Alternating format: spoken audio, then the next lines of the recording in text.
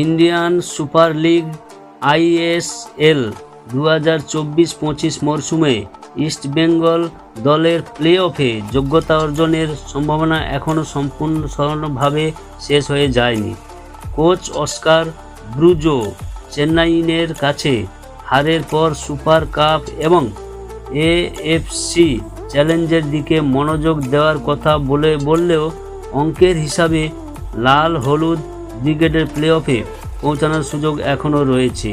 ইস্টবেঙ্গল দলের প্লে অফে পৌঁছানোর সম্ভাবনা এখনও জীবিত, তবে তা অনেক শর্ত ও প্রতিদ্বন্দ্বী দলের ফলাফলের উপর নির্ভরশীল।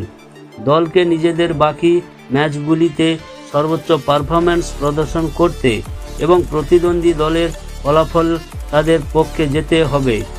সমর্থকদের উচিত দলকে সমর্থন ও উৎসাহ প্রদান করা, যাতে তারা মরশুমের বাকি অংশে সাফল্য অর্জন করতে পারে। Indian super league ISL